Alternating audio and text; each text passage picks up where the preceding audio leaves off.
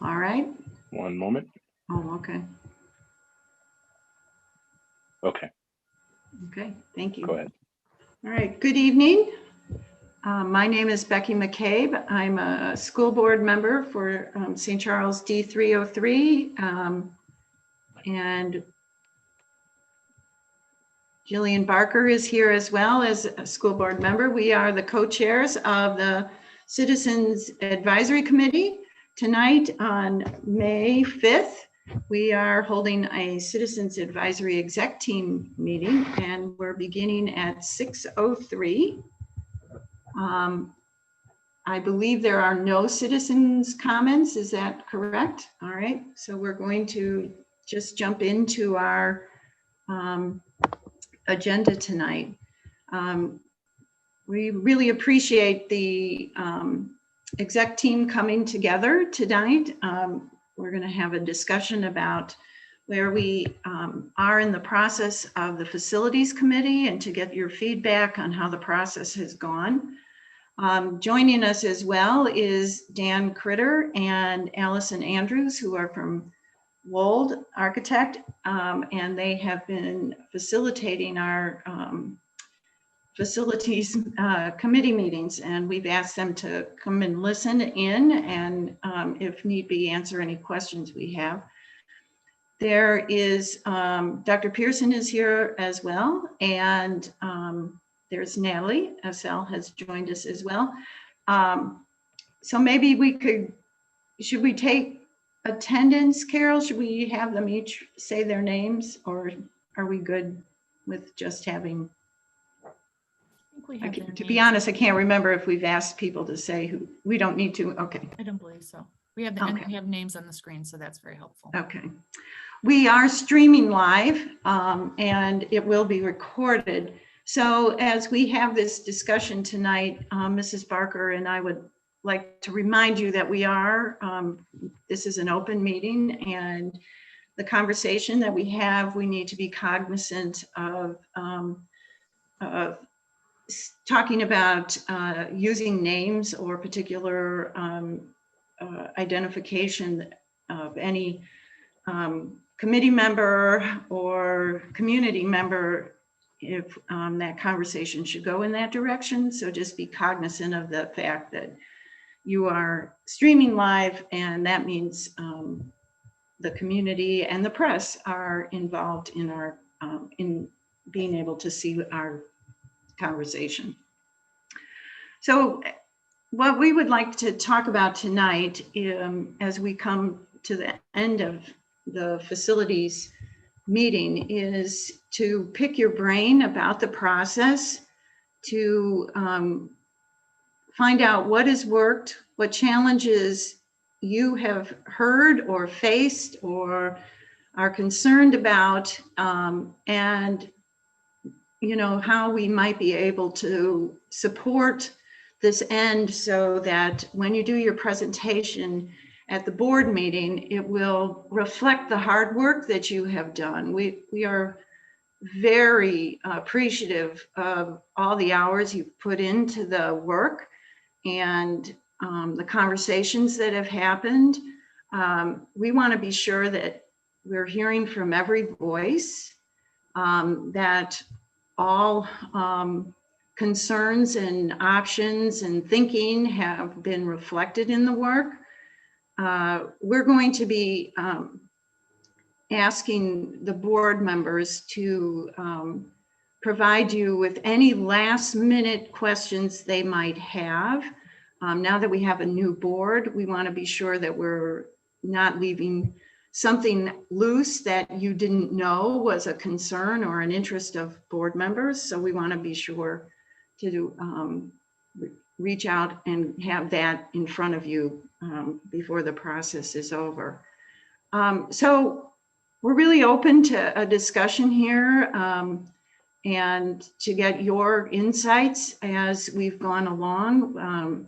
What have you enjoyed and what has frustrated you? What are you hearing? How can we support and end this process with a presentation to the board that reflects what work you've done? So We just start with strengths just to kind of narrow our focus, and then move to some of those maybe challenges and things that maybe were difficult to understand, or you heard feedback about. But let's start with strengths. What's been going well?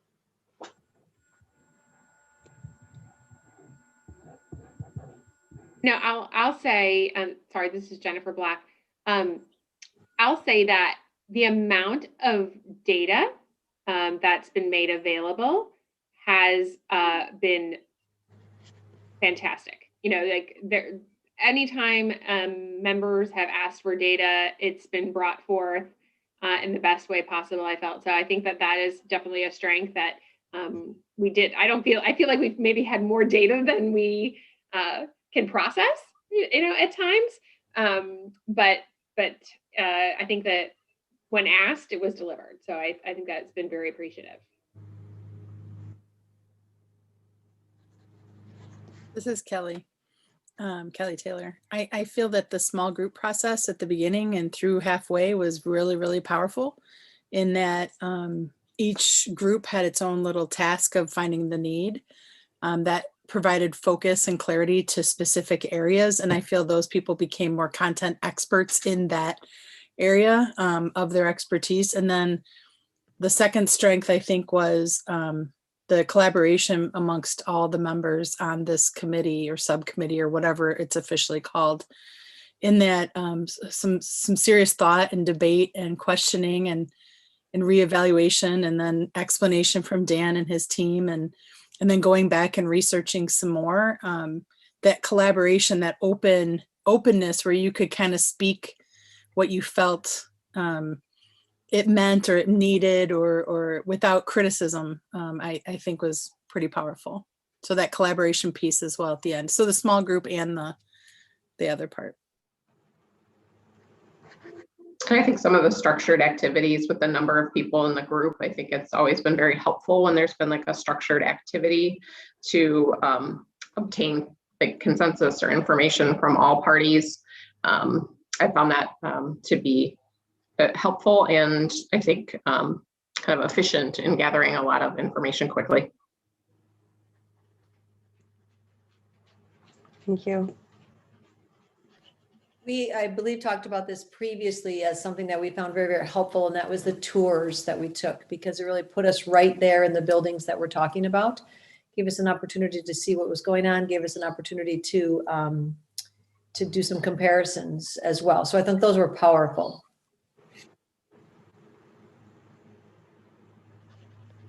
And eye-opening.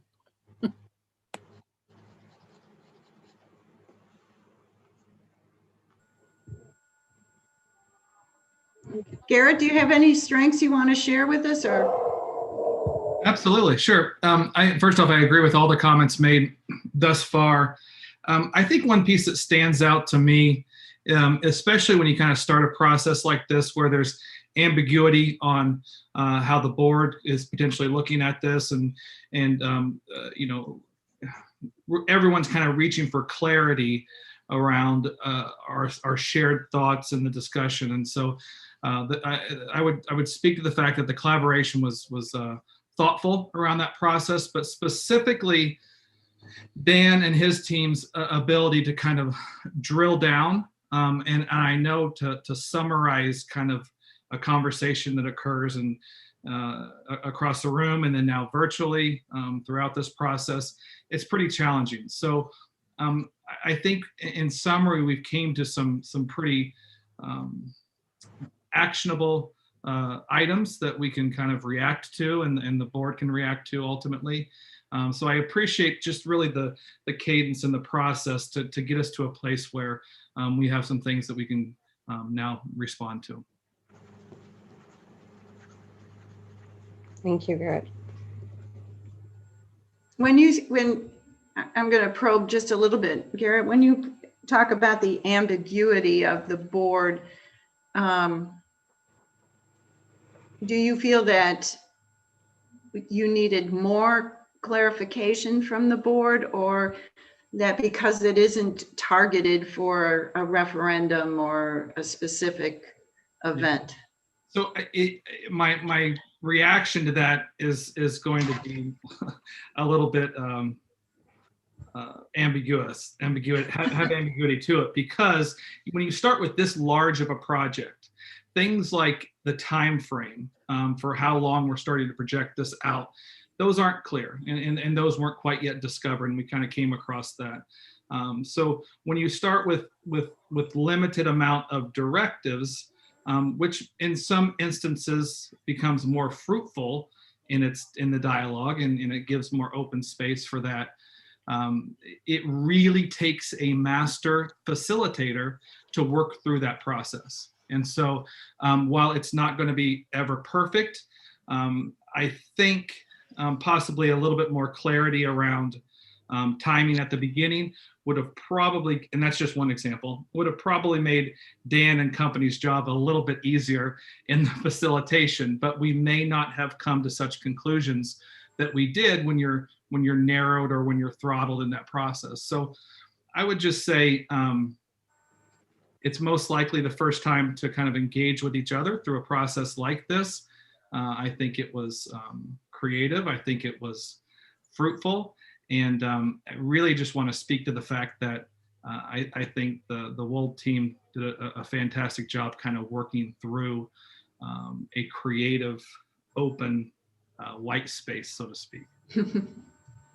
Yeah, Garrett, I'll build on that. I think I noticed there was this point in time where, as a broader group, we were thinking big, and not, we were thinking big for all the right reasons, right? For the benefit of our students, for the benefit of our community. But then there was this definitive moment when our think big got a price tag attached to it. And I felt that the group felt the weight of the world on their shoulders, right? Oh my gosh, we have proposed something that is, that now has this ginormous price tag. And I give the group a lot of credit, because they wanted to whittle away at that. They wanted to help look at what they had done, and how can we rediscover that? How can we still bring it to life? But are there, and Dan did have to remind us, that won't necessarily be your role. But I thought it was really, the group had a look on their face like it was theirs. They were going to shoulder that burden because they had made the proposals. And I think that that's really indicative, and something that the board should be celebrating, that the group did, once they saw the amount of money that came with the price tag of the changes they wanted to relook at it again, to make sure that they weren't giving the board something that was completely pie in the sky, unrealistic. I think that's an important signal. And Jen, I'll tag on that too. In the beginning, when we were dreaming big and putting everything on paper, brainstorming, getting it all out there, we were all very interactive and vocal and speaking and chatting, and just, I don't want to say excited, but we were kind of excited. And then when the numbers came out, we were kind of like reserved. And I don't know how passionate I'm about that with that price tag. And I think, like Dan said to us, don't worry, that's the board's choice and their decision. And the prioritization is hard when you have numbers attached to it. It's really easy when you don't have numbers attached to it. And then forcing us, Dan, to prioritize, that was really great, but it was very, very difficult. Not many of us spoke about it, because it's one of those things where you're just really, truly passionate about it. But if it's going to cost that much, it's really, really hard to identify if we need certain things. So that was a good point, Jen. Jen, I want to just jump on that too, because I think it is a really good point.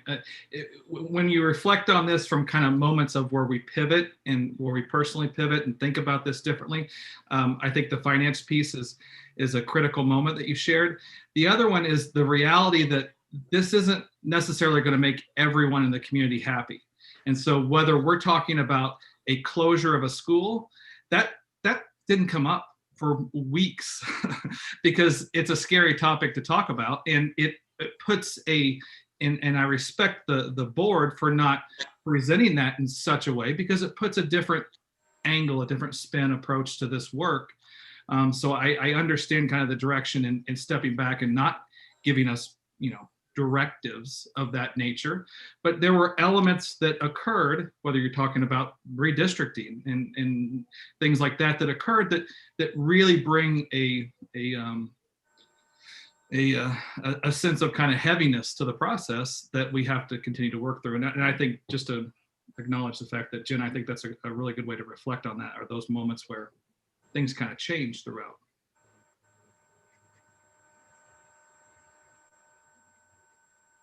Other thoughts?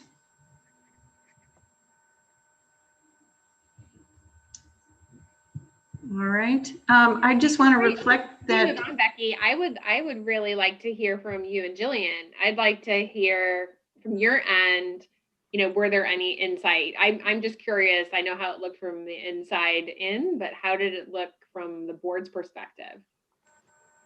I mean, I think in many ways, what I saw was coming from a place of those, big dreams, and we do, our need statements were, everything was needed at the same time, to a point where we did start to get down to the nitty gritty, where it was, we really had to look at what the board was asking, where you guys really critically examined, equity and access for all, and really had to put some of those heavy things out there. And the discussions were very robust and respectful.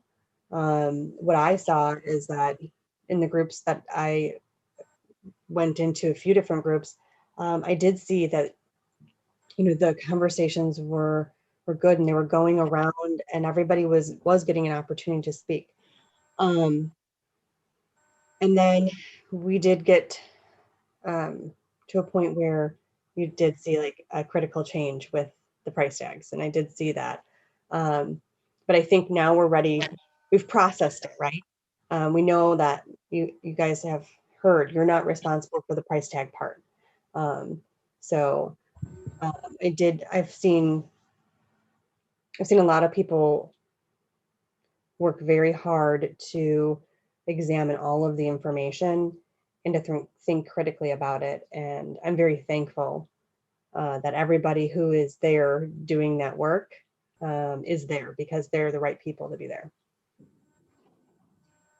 I didn't get to see the small group work. I was part of the Zoom, and then the needs statements to me are so impressive. I'm so proud to work in a community with community people who care deeply about all kids. And so I have to applaud you for what you're going to, what you've landed on for what the needs are. I have to say, it cracks me up that people were trying to figure out redistricting. And I just keep saying to you, well, feel free to run for the school board, because that's an issue I think every board member looks forward to. But it has also been critical to have you, the exec team, be part of the process, because we have relied on you to be leaders and to help us when we were struggling a little bit, to be sure that all voices were heard. There are some issues that have come to our attention, so we want to pick your brain a little bit to be sure that we finish out with, a really strong statement. I think our community is really going to be impressed with the work you've done, and I think maybe it was Garrett that said, not everybody's going to be happy, and what you present will be something the board will chew on, and but it's going to be such a good guidance for us to look at and know that some people took some real significant time to do it. So I'm very appreciative of the work you've put into it, as I know Mrs. Barker is, and the board will be as well. So could we talk a little bit about what the challenges have been, or any areas that we should strengthen or look towards? So I think one of the challenges has been that we have members who we've not heard a voice.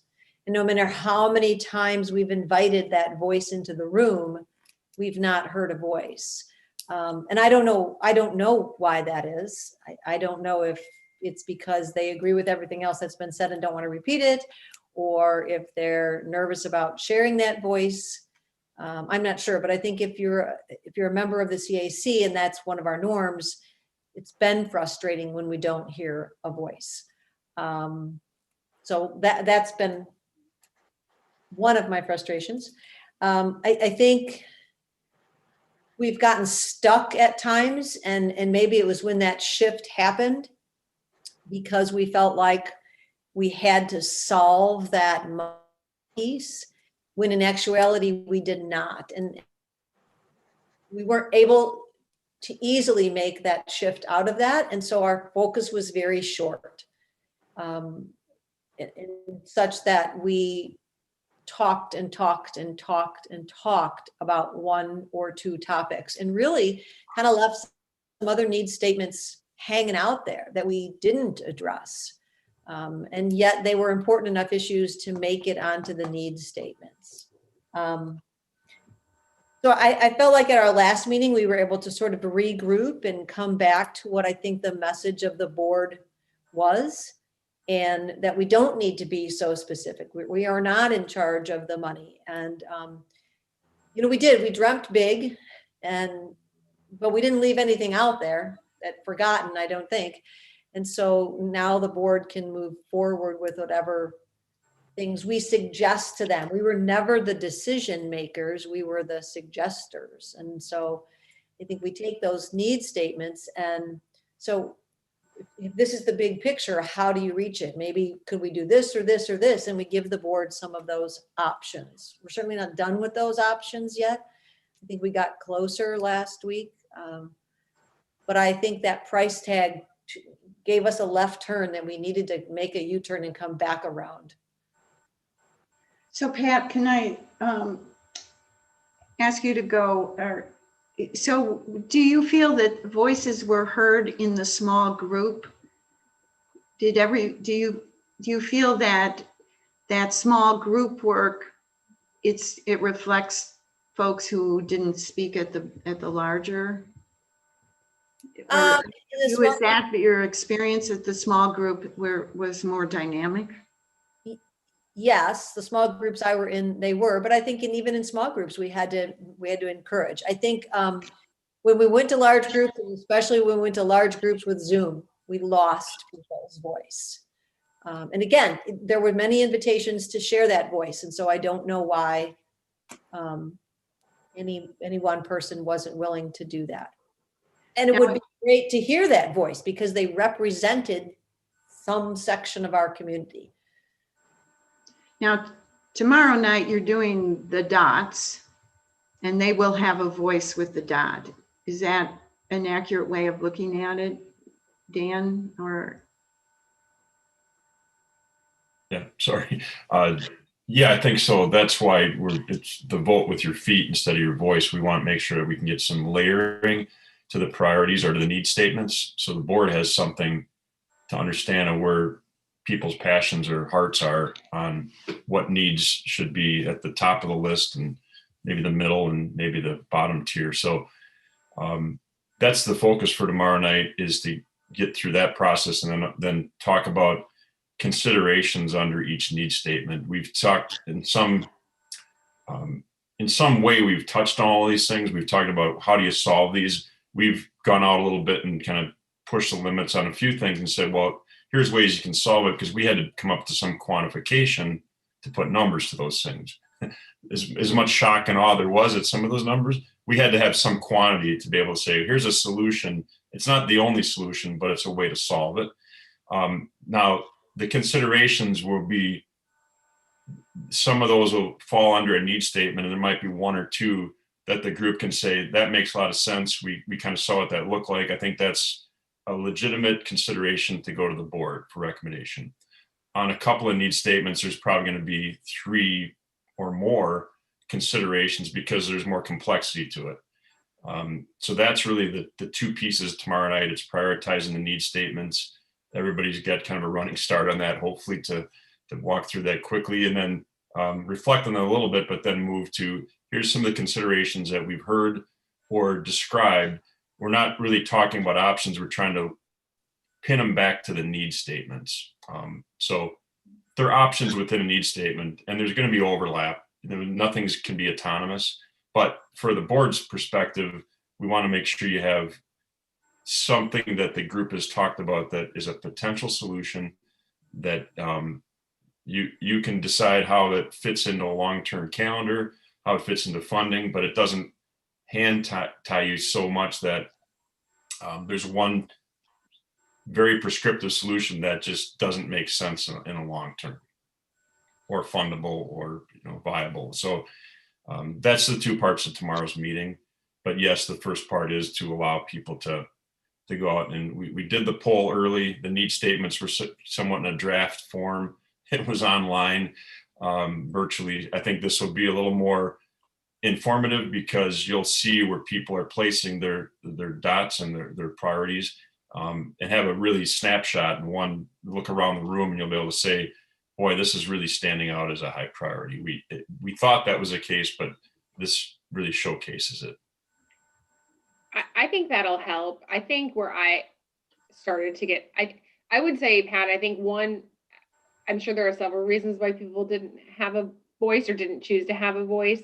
One I will tell you is I got confused, right? There was so much information. There were need statements and options and so many options. I was sitting at the last meeting, like trying to see the what was on the screen, looking at the papers in front of me and like trying to marry up the need statements with the options.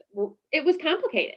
And I think that there is definitely this is a complicated topic. And I think that some people did get lost, I think, in the mire of, they understood the need statements. It seemed like the need statements were very tangible, right? Like we understood what we were saying, words mattered, but then trying to, and so maybe this is a visualization, right? Like, how do we visualize it? Maybe what you're coming at, I haven't looked at the email that you sent out earlier today to see if there was something attached.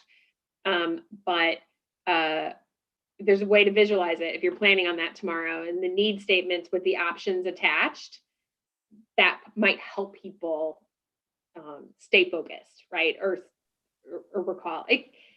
We're dealing with a lot of schools, a lot of options, and there was often checking, right? Like, wait a minute, we're talking about this, right? There were people who would check it with each other, and it's hard. It's hard to know this to the level that you do. And we're grateful that you know it to that level, but sometimes it can be hard to track.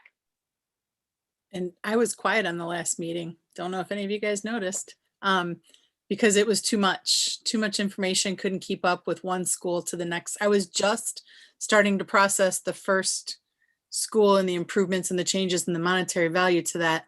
And then we're on to the next school and I'm like, oh my God, it's too much. So I feel that it was really, really fast. And again, like Jen said, Dan, you guys know this inside and out, you know how much stuff costs and all that, but I didn't feel like I had anything to contribute because I didn't process it enough and I didn't have the information ahead of time. So I really, really appreciate getting the stuff this past week to review for Thursday. I'd like 2 weeks to review stuff instead of the night before, but I spoke to you about that. So that was something I was needing more of. When I'm an self-proclaimed information junkie, and I like to consume it all, but I have to have that time to process it as well. So Jen, I think you hit it on the head when some of this information, first of all, I was in shock and awe. And then, okay, where are we going now? What's the next piece of it? Because does that sound good?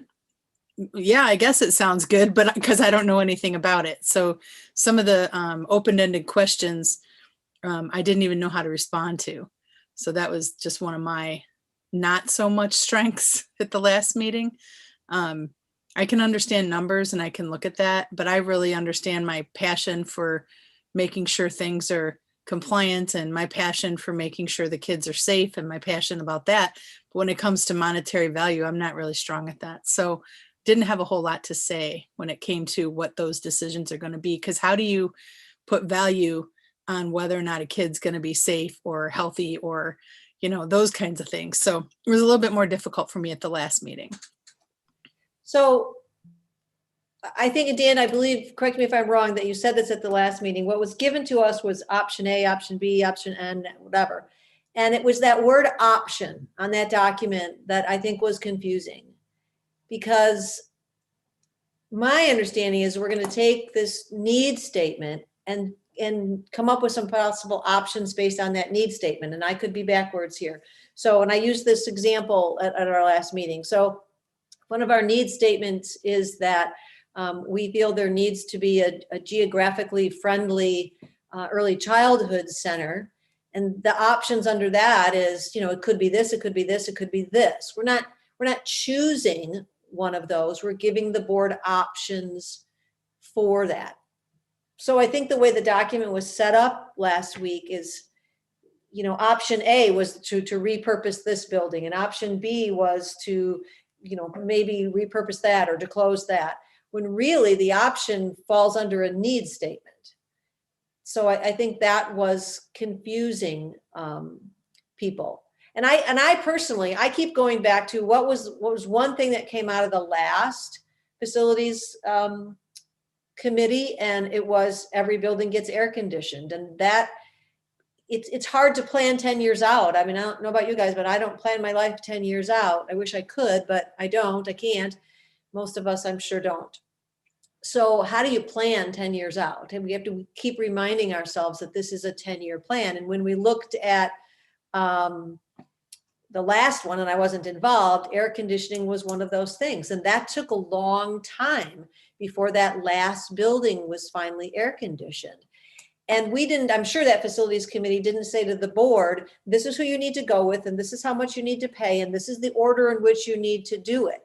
They just said, you know, for the safety, blah, blah, blah, blah, blah, we need to air condition the elementary, or excuse me, all of the school buildings. And then the board took that and decided how it was best going to fit, because maybe 5 years from now, we're going to have this big windfall of money. So, I mean, who knows?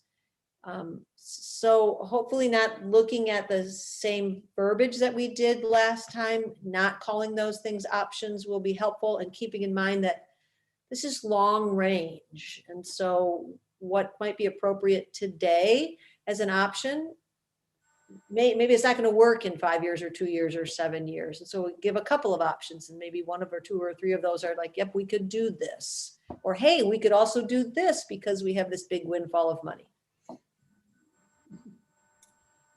Yeah, I can appreciate we do throw out information on a bi-weekly basis. The option dialogue, we are kind of parking that at the sidelines tomorrow night. We're just under each need statement to be considerations. They all were pieces of options, but we wanted the options part for the group to generate those back a few weeks to talk about what are the chess moves that we should be thinking about so we could study them. But because they kind of led us to the point right now where we have considerations. We know under a need statement that this is a possibility, but you're exactly right, Pat, that there'll be a possibility or two or three under each need statement that, unless the committee says, you know what, that's not even worth bringing to the board's attention, let's pull that one off the list. But generally those will stay on the list if everybody agrees. So the board has that latitude to say, here's several ways we could solve this need statement.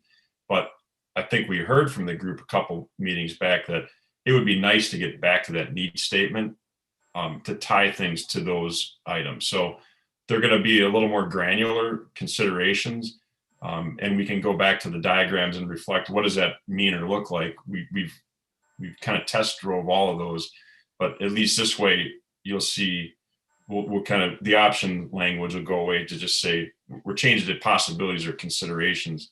So the board has that flexibility to work within those. So what I would recommend, because I just saw the email from Allison. I knew I got an email from someone that I hadn't read yet. And she sent it last Friday, so we have had good notice. I think what's missing is the ability to remind ourselves what those possibilities, like, so you're going to change them again. So I think people have to adjust to that, right? We've turned the options into considerations or prospects, whatever you're going to call them, but we don't have them in front of us. So it's very hard to come prepared for a meeting with your thinking hats on when you only have half of the information. So we have the need statements, which is the one half, but then you're going to be presenting the other half there, and it's going to be called something different. So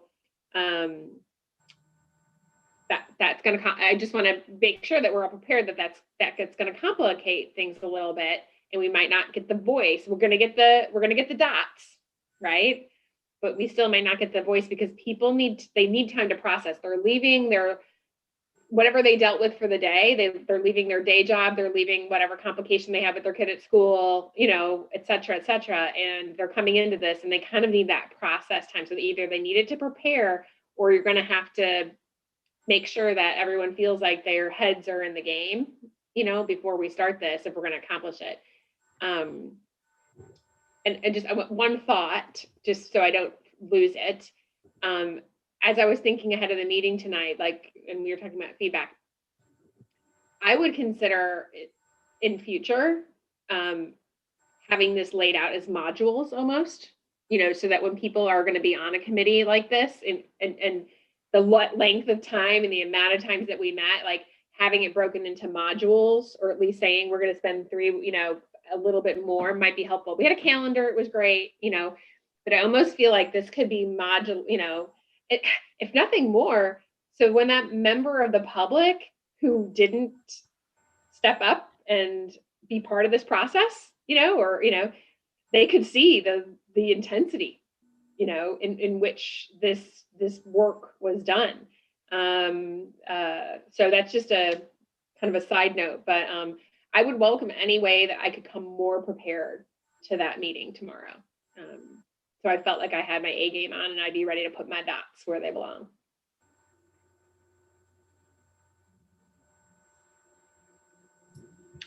But Jennifer, do you need to know the options dot your need statements for you to say this is really a high importance need statement for me, or this I could see happening for a road? Do you need to know the options for those need statements?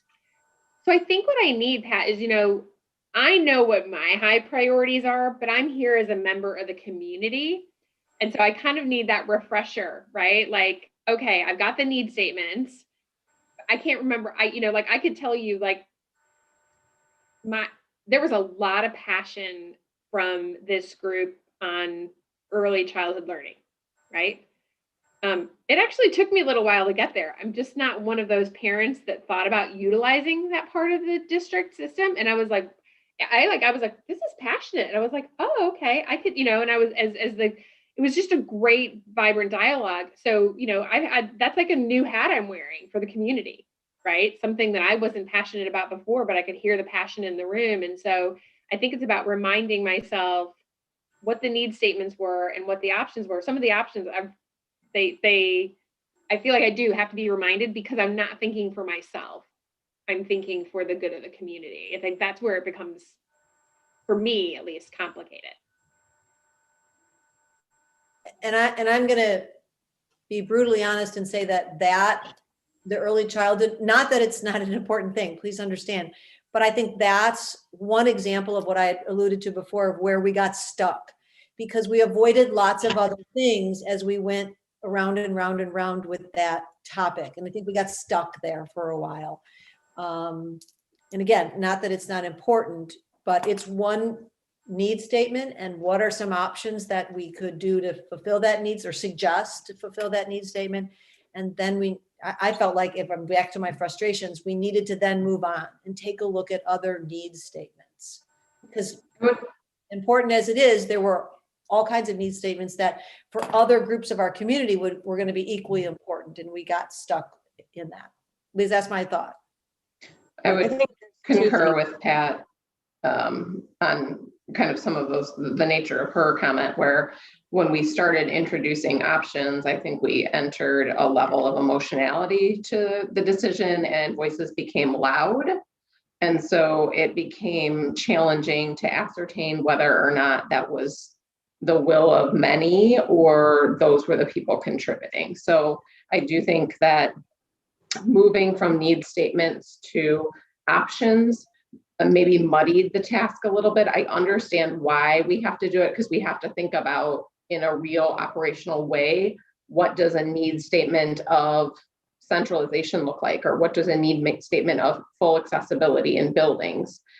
But I also know that technology in the world changes so much that if this is a 10-year plan, what may be an option today may not be an option 5 years from now. So I feel like in some ways introducing options at the maybe extent that we did in dialogue moved our focus from identification of values as a community to trying to solve problems that really, like, we don't have the technical knowledge to solve, but we're here to say this is what we as a community value for our children. So I think that's where it got a little muddy. And I think the other piece that was a little bit challenging, and I'm just speaking for me, I wasn't able to attend every meeting, and I feel badly about making a commitment that I wasn't able to do that for. But I do think the timetable was pretty aggressive in terms of frequency that we engaged with.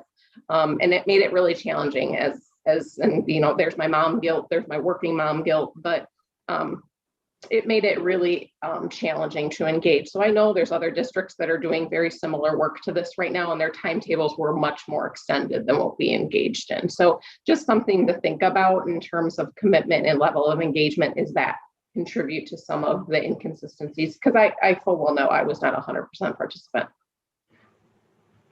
I think that part of that getting stuck is twofold. The passionate dialogue that was happening probably reflects part of the community and their feelings regarding early childhood, but also the other part of that is where we did have I think a meeting or two, especially where it did seem as though the repeated phrase was, remember, that's the board's job. And it was, I appreciate the group taking that on. But it was truly, there were many people there who were trying to solve real problems. It was good work, but it did get us a little stuck. And but I think that it sort of needed to happen to get the gears going again. And I don't know, Dan, if that's what you do see. I mean, do you see that in other places? Was that unique to our experience? Well, yeah, I mean, and I probably said this to the committee, is that needs unite and solutions divide. So whenever we start talking about solutions and they become tangible and you can become more critical of, that's not how we should solve that. And I think the further we dipped into solutions, the more maybe passion, but also critiquing or leveraging that was happening to move to a solution. And I think we recognize that, and we tailor this process every time we do it. It's never perfect, and this is the time frame is probably about what we usually typically see. But in tailoring the process, we definitely recognize that we were getting into some discussion that was getting too detail oriented, especially because there's not a fixed. We are not planning a referendum, for instance, where there's a threshold that there's this much available and we're going to do this much and we can draw the line. And then it's everything above the line it's easy. That's your priorities. So that makes this process a little different. And I think as we dipped into those solutions a little too probably granular, we recognize we got to step back, remind ourselves what the needs were, and then focus on what considerations can be directed towards the board to solve the need, to give you some latitude to solve the need. So I think it was probably 2 meetings ago we recognized we were getting a little too in the weeds. But people, all this work that you put into this, you want something you can grab on and say, we talked about this and this is what's going to happen. And it's hard not to have something you can grasp and say, this is the outcome of our process. So I think we're getting closer to that, but we're not going to make it so specific that it handcuffs the board and the administration. There's one way to do anything. I have a quick question, more for Dan and Allison than anybody else, but I feel like we already did this activity with the poll. And do you anticipate a lot of different voices or different changes to how we feel about these? Because mine really haven't changed. So I'm just curious as to A, why we're doing it again, and B, what you anticipate getting out of it. If you're anticipating a lot of change or thought, because that was really fresh when we did that first poll. We just talked about it and then did the poll. So a couple things. One, the need statements were still in a draft form, and we had reworded a few things and combined a couple things so that it was just a step premature of the final need statements. But also, everybody did that in a vacuum. You were voting without seeing the results unveil until it was all over. And I think the benefit of doing this live and in person is you can see what's happening when people are putting their votes. Not that it's going to change how you feel about something, but you're going to see an immediate outcome that has everybody placing their votes based on either pre-thinking about it or doing it on the spot and say, you know what, I agree, this is more important. So there might be some reflection as they see other people voting where they want to put their dots. I think the poll we did, and because it's virtual, it just gave us a glimpse of this.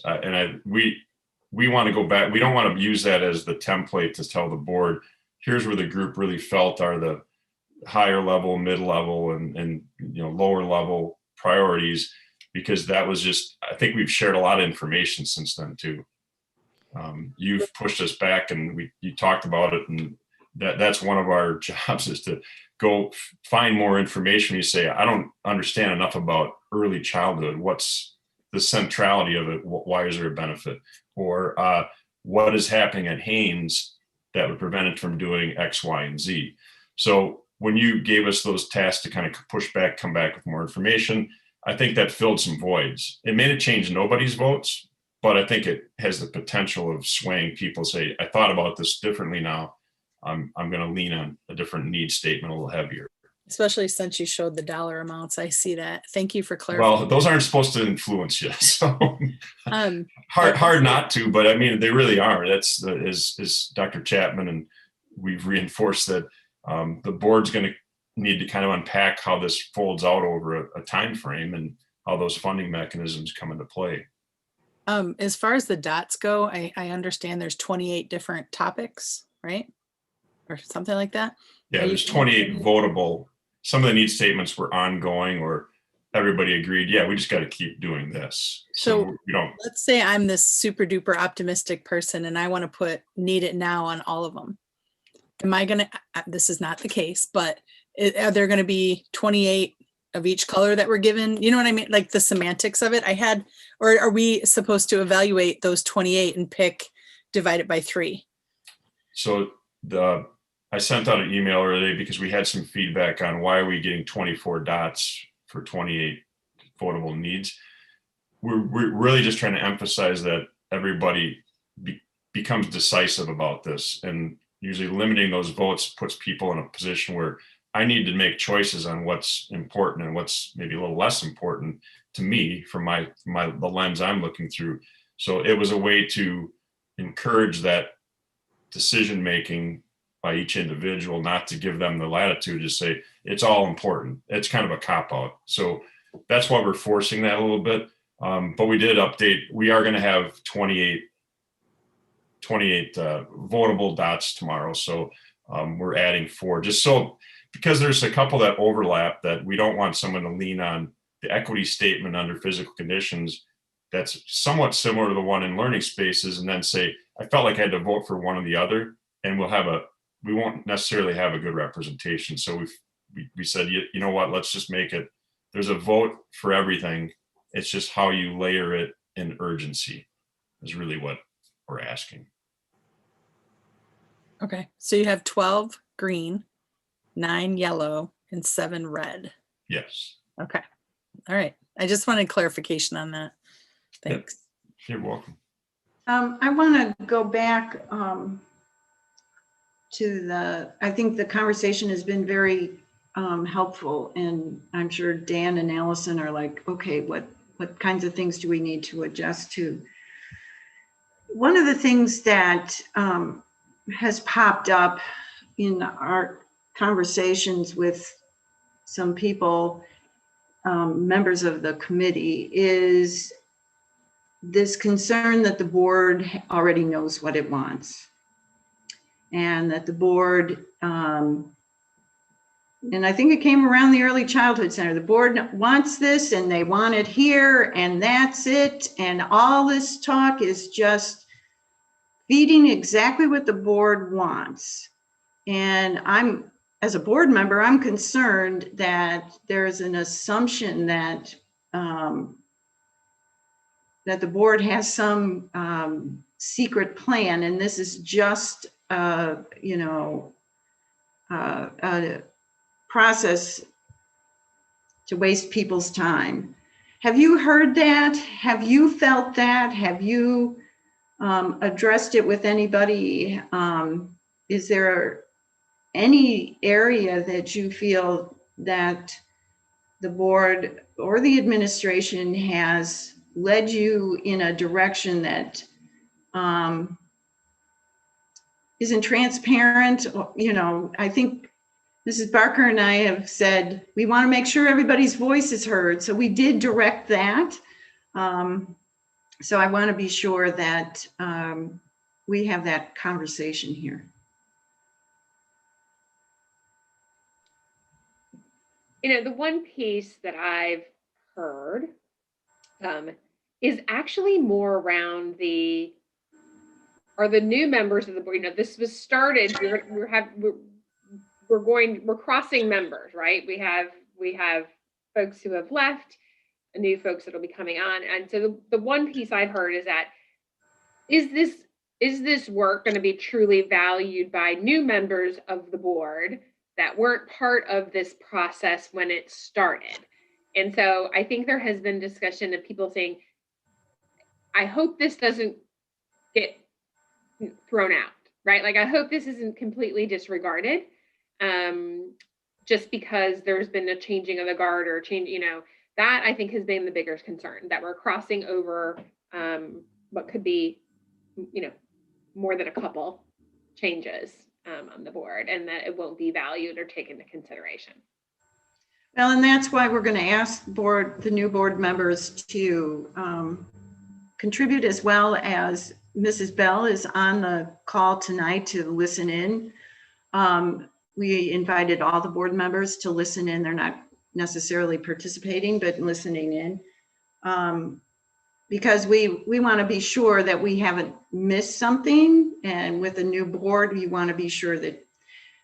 And I also believe that if you present something, there's a likelihood that board members, even board members who've been on, will have, maybe you could go back and do a little more in this area, or have something that they may ask for more clarification. It's good to know, but I think Mrs. Barker and I have wanted to be sure that with a new board that their voice is also included in the conversation. I appreciate that. And I think the one thing I would comment just in that vein to this part of the conversation is just around how the findings are going to be presented and interpreted. Because I do believe from a needs statement standpoint, we've already talked about kind of some of the crossover.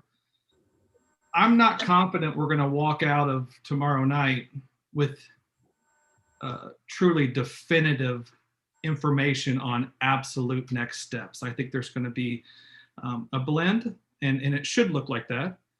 But then more importantly, it's how the board interprets that information. So we'll obviously listen to the dialogue between the board members and hear kind of what the CAC prioritized as due now or due later, and kind of the far ends of the spectrum. But then, when we talk about, and I can give you a few examples, but like the space equity piece, you talk about areas of just like congestion, and then what ultimately is going to come from that as a top priority. Hypothetically, if that were to be one of the top items that the dots were placed on tomorrow night, what's going to be defined as a priority for those congested areas? And I'm picking one that's very benign, purposely. So where I draw kind of concern, to button this up, is how those items are going to be interpreted and then debated by the board with kind of freedom and flexibility to kind of draw their own conclusions from those. So I'm going to just repeat what I think I heard you say, so because I'm just not completely clear, and I'd like to be. So then when I read the needs statements, what I think I'm hearing you say is you're going to present those needs statements and whatever possibilities might be, and how the board looks at those needs statements without having been through the process that you all have been, they could misinterpret what that means. Is that what you're saying, Garrett? It's close, and I think that description is a derivative of what I'm saying, because they haven't been through the process, but more so the way that some of these are written. And again, I want to just still commend the fact that we drilled down significantly from the start, but the way some are still written, it allows for gray area, flexibility, and further board interpretation. And I think that could be good. And I think that could be maybe not so good as far as representing what the CAC required from that. So it's not indicative directly of the fact that all board members haven't participated in this process, but rather the outputs that we created still have room for interpretation from new or old board members. Well, I guess, and I don't know the answer to solving that, because these are just suggestions to the board. And a board member, no matter how clear you are, a board member could say, I don't agree with that. And that's the job of the board, is to make decisions. So it may not be that they even misinterpret, they just don't agree with the solutions. I'm not hearing from any board member that they're coming in with a lens, but that doesn't mean that they aren't. I think so I don't know how to guarantee that board members will understand and agree to what the solutions are based on a written document and your presentation. I think they may ask a ton of questions over a period of time. I think one of the things we've got is time. We're not in we don't have to make any immediate decision to do a referendum. So we've got time to ponder and ask more questions. Agree. And the good news is it will come out in the dialogue. And for those that are engaged in the process as community members, we'll be able to hold board members accountable by saying, how does this tie back to the work of the CAC? And then, explain your interpretation of that particular tieback of the needs statement, and really open it up for dialogue. But again, that requires community involvement and all of the challenges that, our district has and other districts have around that. So it's ultimately keeping this as a living document from a reference standpoint for this board and future boards. I apologize if I missed a question or where we've moved on. I got kicked off. But Garrett, my one thought is, I think as much maybe misinterpretation that may or may not exist on the board will be the same in the community as a whole. Because I think there'll be a lot of community members who misinterpret what that need statement means. And so I suppose that's the continued job of the CAC to, make sure that anybody who has a question about that, or if things seem to be going down a different path than we had anticipated, that we have that role to come back and sort of regroup or I think reinform. present the information. You remember, you're presenting this in June, and at that point, we will need to digest and process the information as well, because we have not been through the process, and that's when the board will begin to formulate their questions, and they will be coming back to the CAC to gain more insight and information, and to Dan as well and his team. So I think this is the beginning it'll be the beginning for the board in June, but it's not maybe the end for you that you thought it might be. I think you're recognizing that, and Pat, you're recognizing that as well. This is an ongoing process, and as the board comes back in August, maybe to begin getting some of those questions that they have now answered and begin to lay some of that timeline, and make some determination around those things. It is going to be coming back to the group and getting a little bit more information. If I could interject too, Mhm. Jillian, the data that we pulled on the amount of students in the district, it's pretty old. So I believe that when the board gets updated data, or as it comes in, some of the priorities may need to change. And I feel as a member of this CAC and the facility planning committee, I feel that that's to be expected. And I just want to announce it that we put our best foot forward in working in what we feel is best for our students in the community, and the teachers and the staff and the building maintenance.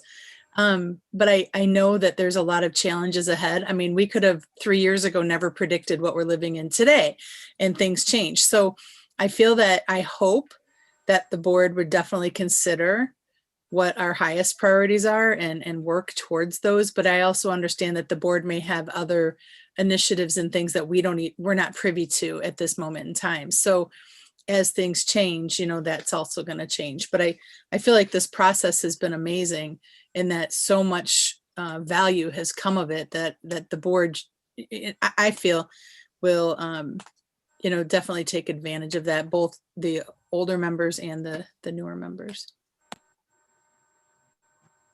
Are there any other, thank you, Kelly, for stating that. Are there any other challenges or concerns that you've heard or feel are, we should address?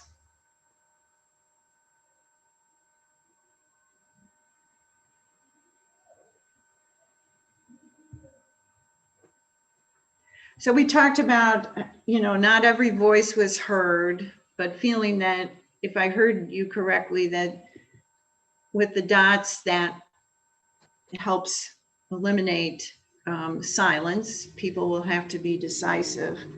That being stuck kind of slowed things down a bit. And you made some good suggestions about how maybe to kickstart and make sure that you go back to the needs statements.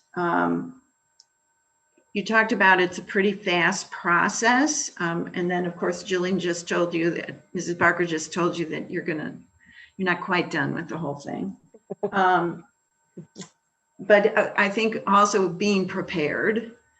And I think we have to honor that this is a volunteer position you're in, and we need to honor that your time is valued for us, but you also have other commitments. And then the idea that the board needs to take what the needs statement or what you present seriously, And it will, I think it's an accountability piece that the community is going to expect. You asked us for our voice and you laid it out there, but knowing that in a 10-year time, you could end up with 6 different boards in that time. I don't know if my math's right, but at that, things change because of where we're at. I want to be sure that we've been transparent. That's pretty important to Mrs. Barker and I, knowing that there were conversations we felt shouldn't be necessarily an open meeting so the committee could work. But we did feel that this particular conversation, we wanted to be sure that we were in an open session, so any committee member who watches could, if they need to tap you on the shoulder and say, hey, we need to talk about this more.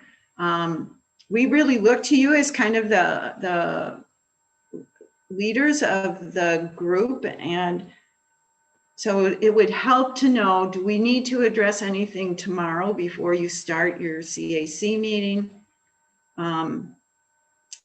Do we feel that the challenges that have happened, the being stuck, the feeling that the board already knows what it wants, this concern about transparency, going too fast, not all voices heard. Do we need to put that out in front of the committee so that that dialogue can happen? What's your thinking? Do they need to have the same ability to process the things that we processed tonight to be able to move forward?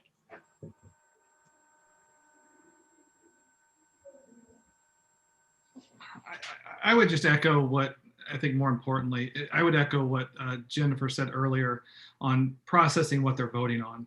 I know if I was coming into this, having just read the need statements again and options before I voted tomorrow night, but maybe having processed them a month ago or whatever, it would be really challenging.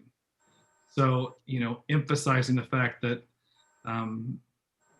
they need to review these beforehand, understand what the voting process looks like, and then maybe an opportunity to ask some questions at the beginning of the session. I don't know about, I guess what I'm saying is I don't know that there's a need to process these real or, suspected concerns that are in the community. If you're aware of something that you've heard back from feedback, absolutely talk to that individual about it. But if it's something that you're hearing as a rumor, then I don't necessarily need to process that in the whole group. How do we feel about attendance? So I was Zooming for a while because of my mask averseness. I ventured out and made it through the meeting last week, so I'll obviously be in person tomorrow, or 2 weeks ago. So I'll be there tomorrow. How has attendance been? Do we feel like we have representation still?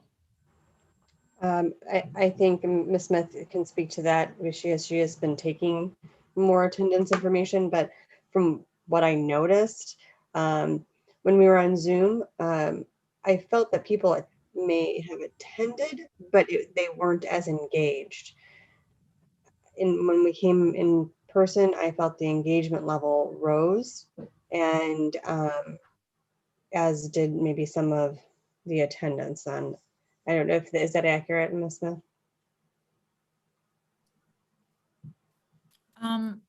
Yes, I would say that. And as much as we tried to make sure that the audio was good, and I was, running around with the microphone as much as we could, I think that sometimes it was difficult for those who were on Zoom, and Jennifer and Kelly can probably speak, and Garrett can probably speak to this more, but I do feel like at least if you were on Zoom, you were able to get the information, even if you didn't feel like maybe you were fully able to participate, you could at least digest some of that information. But there are some people, for whatever reason, have not been fully engaged. But I do think that the conversations have been good and rich when people have been able to participate. And I don't think that the process has lost anything because people may not have been able to attend one or two meetings. And maybe Pat can speak to this because Pat is, I think, the only member who's attended every meeting. Because I have no children at home. Yeah, I think I mentioned it earlier tonight. I think when we went to Zoom, I felt like we lost a little bit of the rhythm. And it's hard. It's hard to do a meeting like this on Zoom. I think it's difficult, especially when there's so much information in that. I'm keeping my fingers crossed that we have lots of people there tomorrow night, and keeping my fingers crossed that people are coming, having read the information that Allison sent us out, and having made up their minds, unless there's some outlying question or something like that. So, because that's not a step in the room and do it. I think you really have to have put some thought into that. I liked the process. I think it's going to force us to do some hard thinking.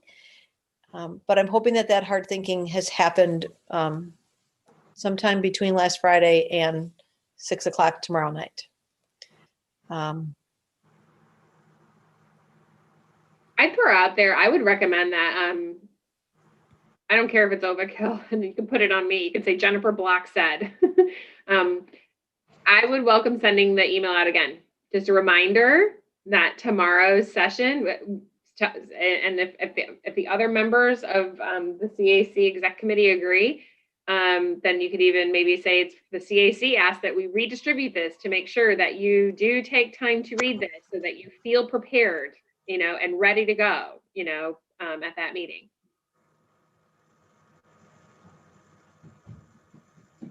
We can do that. You might want to remind them that it's one of our norms to come prepared. Kelly, you were going to say something, I thought. So I'm the true anomaly in this group because I thoroughly enjoy the Zoom. I'm very disappointed that we're not going to have Zooms anymore. My kids are all remote. I work from home. I'm remote. My husband doesn't have a job, so he's here all the time. But I find it productive. I find that so long as I can hear, I am okay. I did not like when I went in person. I did not like the sharing of the microphone. I did not like people sitting and squatting next to me 3 feet from me. I have asthma. I'm autoimmune compromised. Yes, I'm fully vaccinated, but I'm not scared. I will show up because I have the responsibility gene, but I just don't like it. So there's that. And I don't know where the decision came that we have to do it this way. And then I talked to Becky and she explained it to me. So it was kind of a little bit of a shocker that you're going to be required to be at a meeting in person during a pandemic. But having said that, again, I'm just the true anomaly. I will be there on Thursday, but I thoroughly do enjoy the Zooms. I teach on Blackboard, which I use Zoom and Google all the time. I've done so many activities with my students. I also love curriculum, so that's up in my wheelhouse. So there's lots of different ways to do things. You don't need to be in person to put dots on a piece of paper. But that's just me expressing my feelings. I will be there tomorrow. But we appreciate that. Of course, we don't want anyone to be compromised. And if you need a Zoom link, we can figure that out. We want you to be safe. That it was, our intention was to make it more face-to-face because we felt the dynamics were stronger. And as we come to the end of the process, we want to be sure, we really want to be sure that everybody feels their voice was heard, that they were represented. Maybe it didn't land exactly the way they went in, but that we paid attention to the work and to the thinking that went into it. So what I think I hear you saying is send out something to alert people that this is a pretty important meeting. So please read the material, come prepared, because we're going to ask you to be engaged, fully engaged.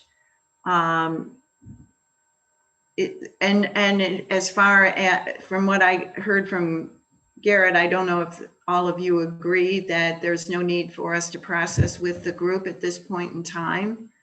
And if there are people who have concerns, to address that with them in one-on-one rather than through the whole group. I'd also appreciate not having my email be copied, just blind copied if that's possible, because the last email that went out was, I could see everybody's email in there. And I just get enough emails, so I don't want outside people that know Jennifer Block, they know Garrett, they know Pat, and they send us personal emails, and no, thank you. Okay. I would agree with what you said on what Garrett said. I do feel as though at this point, if people should be given the courtesy if they have a question. We need to be able to support that if people are confused or need some instruction, that they shouldn't have to do that in front of the whole group. Maybe they missed a meeting. Maybe they're just coming from a very busy day, you know? So I think it's more out of respect that some people will be ready to go. And so we should let them put their dots or, you know, whatever the first step is going to be, we should let them go ahead and do that. And that if anyone has questions, that they should certainly get them answered before they, you know, take part. So I think it would be, it'd be helpful to make sure that we can kind of provide that so that some people can start and we give everybody time, you know, to make their, what I don't want is us to rush that piece. I don't want us to put a timer, you know, an unreasonable timer. I know there has to be some kind of timer, but I don't want us to put an unreasonable timer on people to make decisions. You know, let's give them that time to ask questions one-on-one and to make their decisions. What about addressing some of the potential concerns that we've heard along the way? Is that something that should be addressed in the beginning? Well, I gotta say, like, with all respect, I'm a little frustrated that we never followed our protocol for any of these meetings. So we never did what we said we were going to do at any of them. And to me, that was frustrating because, and this is nothing to do with, I want to be clear, like, Dan, this is not about your process. This is about the process exec committee setup.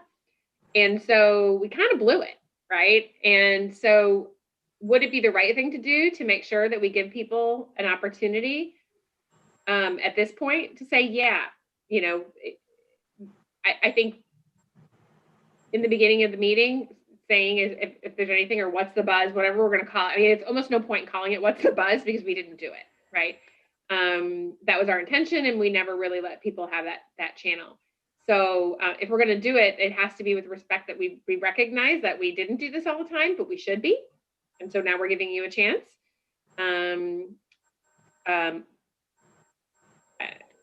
Sorry, this is my frustration. This is where I get a little grumpy and frustrated because I felt that this group liked the idea of giving people a chance to kind of raise their concerns. We just never gave them a formal. I think there were a lot of opportunities for people to put their hands up and ask questions, but we didn't formalize it like we were going to. Yeah, it's because part of this facilities utilization was a combination of really the CAC and other members who were not part of the CAC process. So it became, and then myself and Mrs. McCabe were not present during your first part of your journey. And so those processes were not followed because it was technically not a CAC meeting. It was because you were in the facilities utilization. The CAC was doing the facilities utilization process. So, you know, I don't think it would be harmful to bring that back for this meeting. and say, okay, before we really put our dots down, you know, let's sit down. And I would say it would need to be in small groups again, because large group discussion might lose some voices that are saying my voice isn't being heard.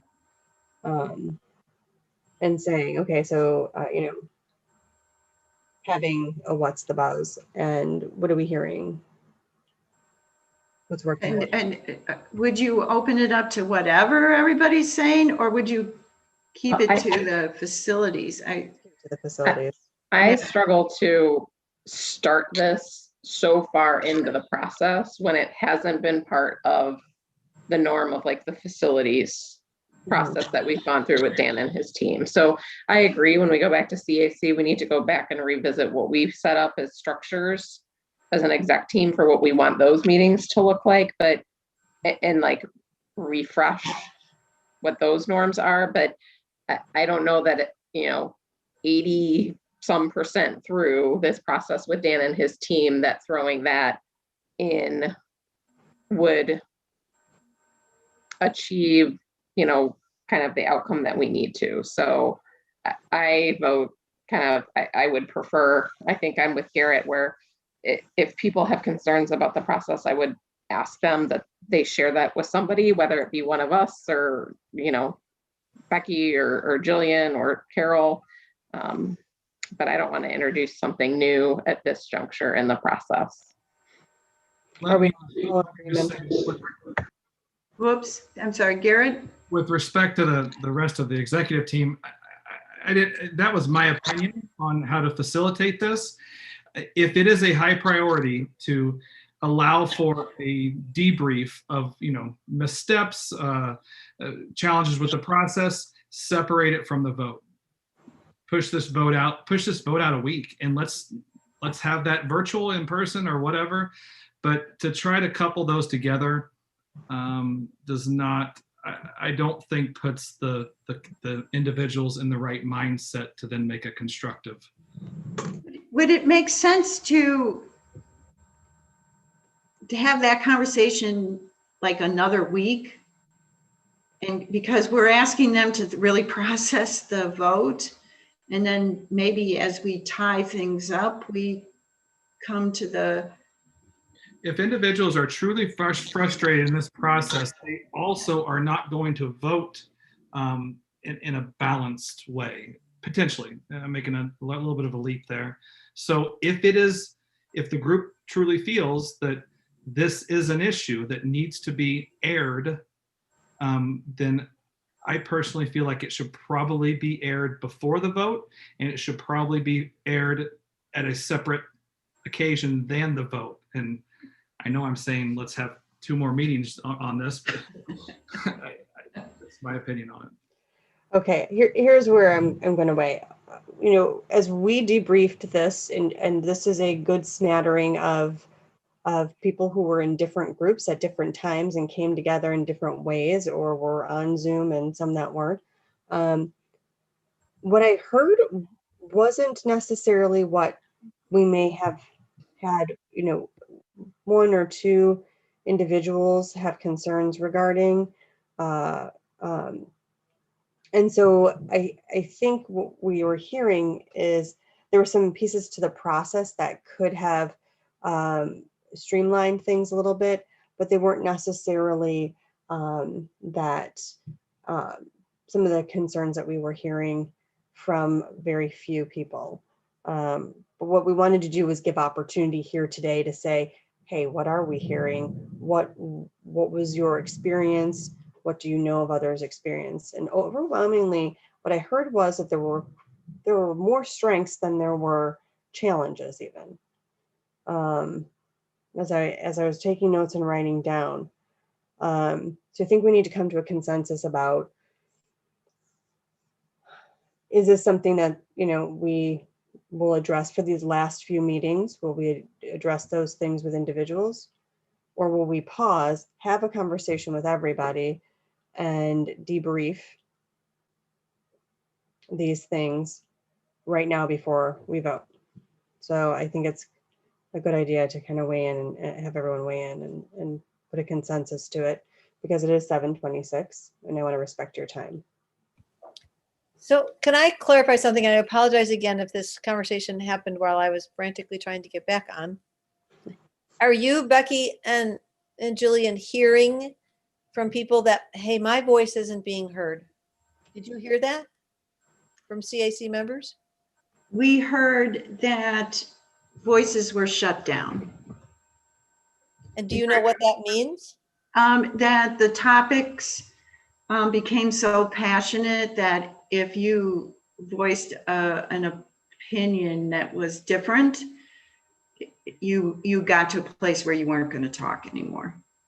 Now that wasn't, it was one or two individuals, but they were pretty concerned about that. We did hear that there was concern that people were voting for early childhood because the board and the administration wanted that, and that other options, I think the Haynes option has been, for early childhood was an area of, are we going to be able to put that out as an option for the board to consider, or that at least the facilities team?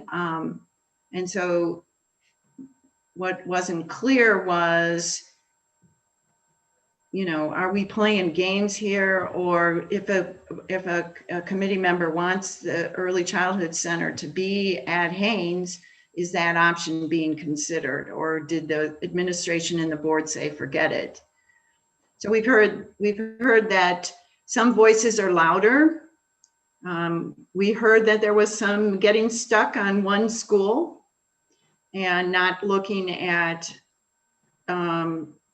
all the needs in all the areas, and rather being stuck in one or two areas, and that started the conversation to become more difficult. But if somebody feels that, and I'll take your example there, that the administration or the board is advocating for one particular item or another, early childhood or otherwise, if they're advocating for that, let that play out. And to your point, I don't think I can solve for that. I come in well aware that every board member should have some opinions about what is right for the district. Dr. Pearson has opinions about what is right for the district. If they're counter to what I believe, I can't solve for that.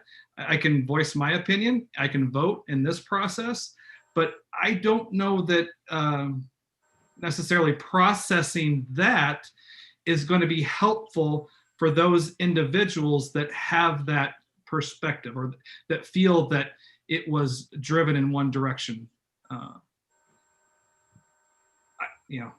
I may agree that it could be driven in one direction every once in a while, but it's because opinions were stated throughout. And I don't think we should focus on that, to be honest. Sorry, John. I don't think we should focus on that. And if you want my 2 cents on this whole thing, I agree 100% with what Jen said, that we got away from the CAC and we turned into a facilities. It is what it is. That's what happened. So let's continue and finish this process. And then when we come back, we are back in our realm. We are doing more involved things as an exec committee. We are making sure our norms are being held to, and those sorts of things. But I feel that we kind of have a groove right now with Dan and his team and how everybody's been working. It would have been great to know what the modules were in advance, but I don't think we knew what those were. I don't know, maybe. So my 2 cents is to kind of keep on plugging away and then get back to the norms. I think I expressed to Jillian one time that I just felt like it wasn't a CAC meeting anymore.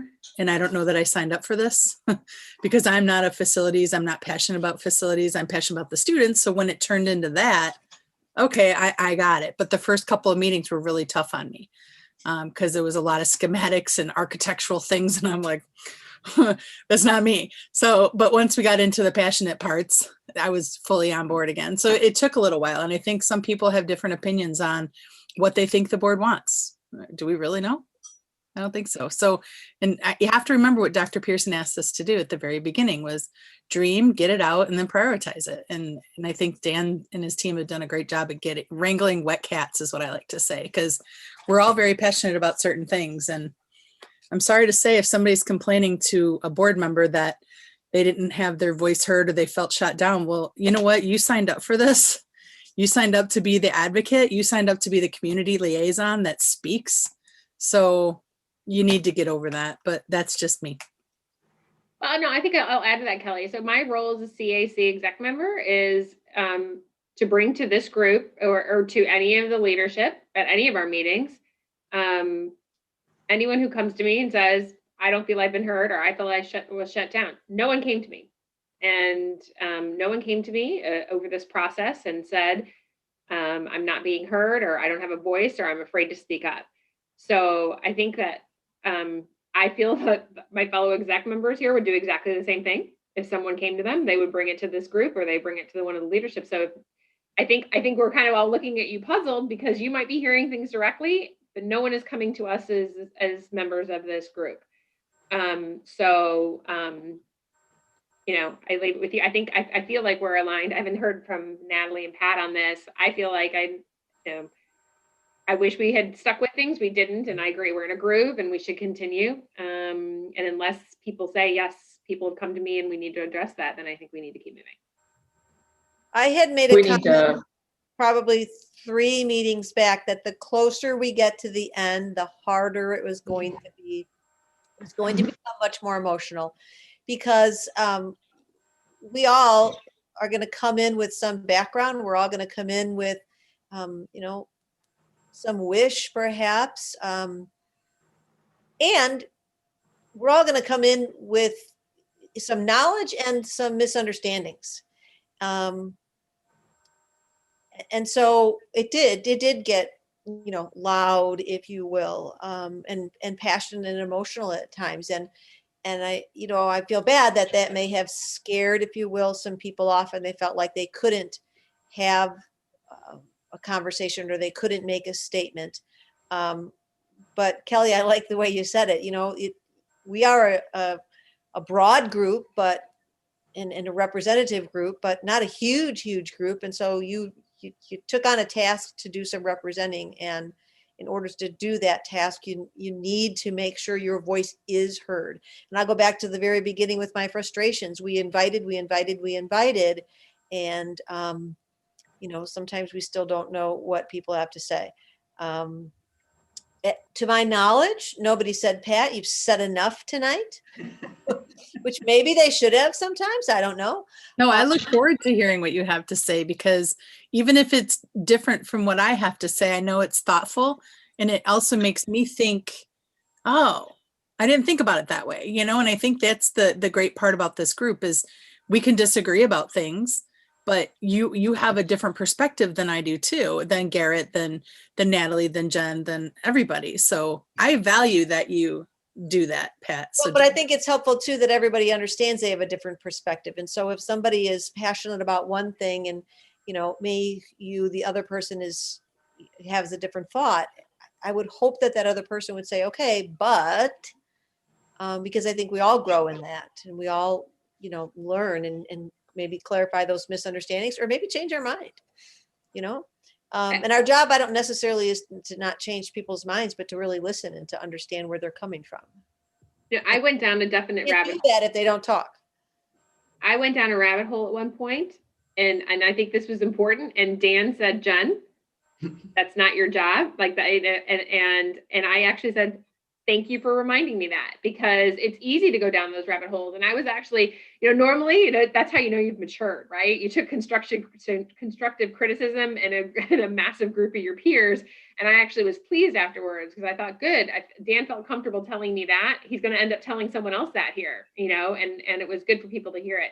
So I think that the process and reminding people, it was all respectful. Right. And that when we did go down to a place, it could happen to anyone. Right. And it's about bringing it back. Natalie, do you have anything you want to add? No, I feel like I kind of contributed my thoughts previously. I'm of the belief that we need to hold true to the process, and I don't feel like we need to stop for the input. It's not input that I've heard in any of my small groups. But I don't really have anything different than what's already been shared. I think we just need to keep moving forward. Okay, so overwhelmingly, we're going to keep moving forward.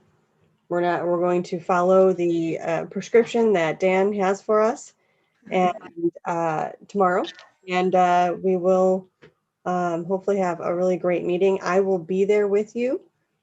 And I look forward to seeing you guys. I will. Thank you all so much for giving us this time tonight, because it is really helpful. And I appreciate your forthrightness, and both Jillian and I appreciate your leadership throughout this whole process. I know that. Dr. Pearson or Mrs. Smith, do you have anything you want to say or add? No, I was just typing in the chat.